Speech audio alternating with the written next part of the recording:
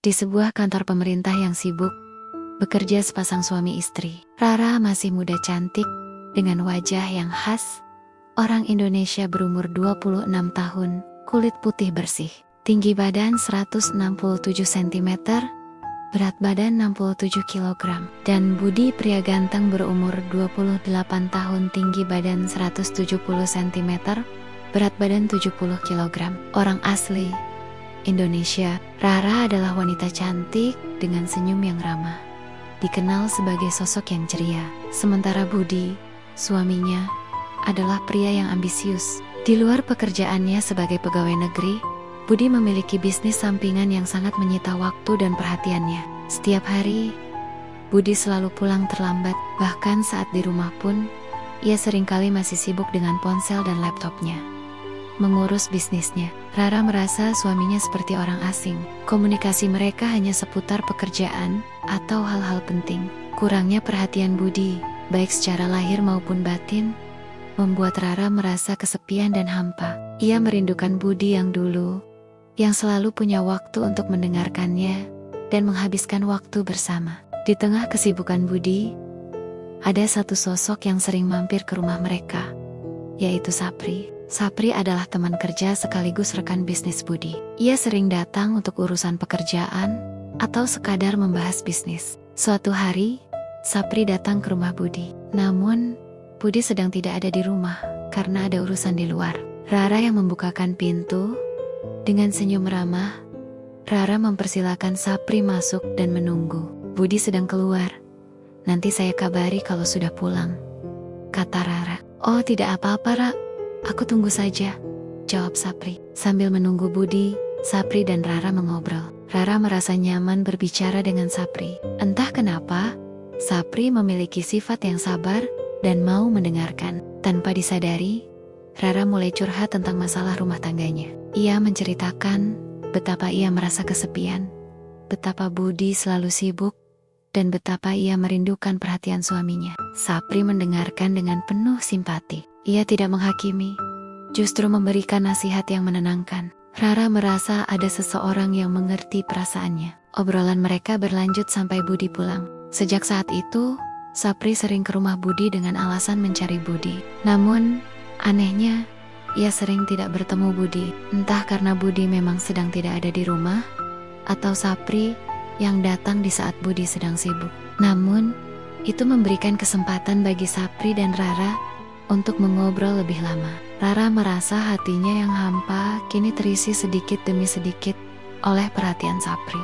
Ia tidak menyadari bahwa kebiasaan ini perlahan-lahan mengikis batas antara dirinya, suaminya, dan pria lain. Suatu malam, Budi pamit kerja keluar kota selama 2 hari. Rara, yang merasa kesepian, akhirnya menghubungi Sapri. Ia mengutarakan semua kekecewaannya pada Budi, dan Sapri dengan sabar mendengarkan. Sapri merasa simpati dan kasihan pada Rara. Ia meminta izin untuk datang ke rumah Rara, dan Rara pun menyetujuinya. Tepat tengah malam, Sapri tiba di rumah Rara. Ia masuk melalui pintu belakang yang memang sudah sengaja tidak dikunci. Ia bergegas masuk ke dalam kamar Rara karena ia tidak ingin ada orang yang melihatnya. Di dalam kamar, Rara dan Sapri mengobrol sambil duduk berhadapan saling merapat. Mereka tertawa, dan sesekali terdengar candaan pelan dari dalam kamar. Di saat yang sama, ibu mertua Rara yang sudah tua terbangun dari tidur. Ia terbiasa ke kamar mandi di tengah malam. Saat berjalan melewati kamar Rara, nalurinya berkata, ada sesuatu yang tidak beres. Ia merasa ada yang aneh, seolah ada maling masuk rumah. Namun, yang ia dengar justru suara candaan pelan dari dalam kamar Rara. Ia merasa aneh, karena Budi kan sedang pergi. Dengan hati yang berdebar, ia memberanikan diri. Ia mengintip melalui celah pintu kamar Rara yang tidak tertutup rapat, dan ia melihat Rara lagi mengobrol dengan seorang pria, dan Rara mencium mulut pria itu. Wajah pria itu tidak asing baginya. Ia tahu pria itu adalah Sapri, teman Budi. Ia merasa bingung. Budi kan pergi, tapi siapa pria itu? Gumamnya dalam hati. Di dalam kamar, Rara dan Sapri mengobrol, berbagi cerita, dan melepas beban. Namun, mereka tidak sadar bahwa di luar pintu, ada mata yang mengawasi mereka, dan rahasia mereka hampir terbongkar. Ibu mertua Rara terdiam. Jantungnya berdegup kencang.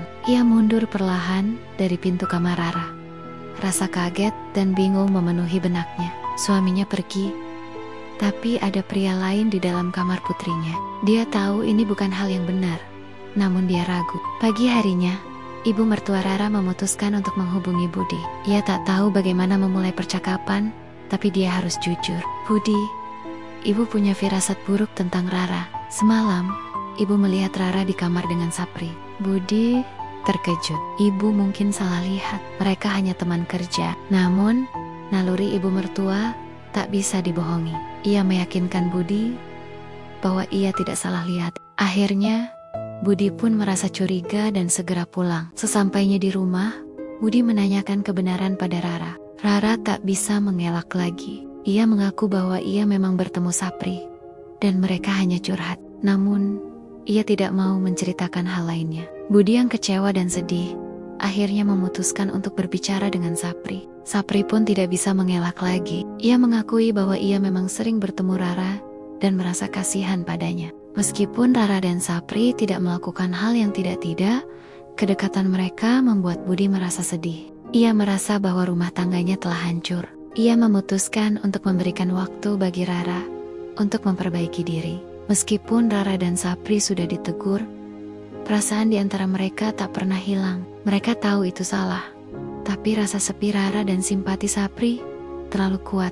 Mereka kembali menjalin komunikasi, kali ini dengan lebih hati-hati. Bukan lagi di rumah tapi di tempat yang jauh dari pantauan, seperti kafe-kafe sepi di pinggir kota atau bahkan hotel. Rara selalu punya alasan untuk pergi. Kadang dia bilang ada rapat, kadang dia bilang ada urusan dengan teman, kadang dia bilang ada acara kantor. Budi yang masih berusaha memperbaiki diri, memilih untuk percaya. Dia tidak ingin meragukan Rara lagi, tapi dia juga tidak tahu bahwa Rara semakin tenggelam dalam perasaannya. Suatu sore, Budi mendapat telepon dari temannya. Budi, aku lihat istrimu di sebuah kafe, dia lagi sama Sapri. Mereka terlihat sangat dekat, kata temannya. Hati Budi hancur. Ia tidak bisa percaya. Ia langsung ke kafe itu, dan benar saja, ia melihat Rara dan Sapri sedang duduk berdua, mengobrol dengan akrab. Saat Budi menghampiri mereka, Rara dan Sapri terkejut. Mereka tidak bisa lagi mengelak. Apa ini Rara? Apa ini yang kamu lakukan di belakangku? Tanya Budi. Suaranya bergetar. Rara tidak bisa berkata-kata. Ia hanya menunduk, menangis. Sapri mencoba menjelaskan, tapi Budi tidak mau mendengarkan. Ia merasa dikhianati lagi. Hubungan Rara dan Sapri, yang tadinya rahasia, kini tidak lagi. Gosip mulai menyebar seperti api di kantor mereka. Bisik-bisik dan tatapan aneh menjadi santapan sehari-hari. Rara dan Sapri merasa tidak nyaman. Mereka tahu, cepat atau lambat, rahasia mereka akan terbongkar. Budi yang mendengar gosip itu merasa sangat terpukul. Ia sudah mencoba memaafkan, tapi pengkhianatan yang berulang kali membuat hatinya hancur. Ia merasa lelah dengan kebohongan, lelah dengan sandiwara, dan lelah dengan hubungan yang tidak sehat. Dengan berat hati, Budi memutuskan untuk melaporkan kasus ini ke atasan. Ia menceritakan semuanya. Dari awal ia mulai curiga, hingga ia melihat mereka berdua di kafe. Budi tidak ingin memperpanjang masalah. Ia hanya ingin mengakhiri penderitaan batinnya. Pihak kantor menanggapi laporan Budi dengan serius. Mereka akan melakukan sidang etik untuk memutuskan nasib Rara dan Sapri. Namun, sebelum sidang itu dilaksanakan, Rara dan Sapri tiba-tiba menghilang. Tidak ada yang tahu kemana mereka pergi. Mereka tidak datang ke kantor, tidak bisa dihubungi, dan tidak meninggalkan pesan apapun. Mereka berdua seperti ditelan bumi. Setelah kejadian itu, mereka berdua dinyatakan dipecat secara tidak hormat. Beberapa bulan kemudian, sebuah kabar mengejutkan sampai di telinga Budi. Rara dan Sapri dikabarkan menikah secara agama di tempat lain. Mereka meninggalkan semua kehidupan lama mereka, termasuk pekerjaan dan keluarga, demi cinta mereka yang terlarang. Budi hanya bisa menghela napas. Ia tidak marah. Ia hanya merasa lega. Ia tahu, ia telah membuat keputusan yang benar. Ia tidak perlu lagi hidup dalam kebohongan dan sandiwara. Ternyata, kehidupan yang Rara dan Sapri impikan tidak seindah bayangan.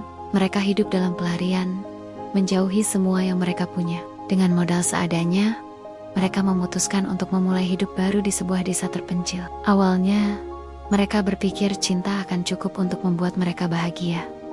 Tapi, kenyataan jauh berbeda. Sapri yang dulu seorang pegawai kantoran, harus banting tulang menjadi petani. Lahan yang ia garap tidak subur, dan penghasilannya hanya cukup untuk makan sehari-hari. Sementara Rara, si wanita karir yang biasa bekerja di kantor ber-AC, kini menjadi buruh pabrik dengan gaji yang pas-pasan. Setiap hari, Rara pulang dengan tubuh lelah dan kotor. Tangannya kasar, dan wajah cantiknya kini terlihat kuyup. Sapri pun demikian. Kulitnya menghitam terbakar matahari, dan badannya kurus karena harus bekerja keras. Mereka sering bertengkar. Rara menyalahkan Sapri karena telah menghancurkan hidupnya, dan Sapri menyalahkan Rara karena telah membuatnya meninggalkan semua yang ia punya. Cinta yang dulu terasa kuat, kini perlahan terkikis oleh kesulitan hidup. Rara sering melamun, teringat pada Budi. Ia merindukan kehidupannya yang dulu, kenyamanan yang Budi berikan, dan cinta yang tulus dari suaminya. Tapi, semua itu sudah terlambat. Ia tahu, ia telah menyia-nyiakan kebahagiaan yang Budi tawarkan.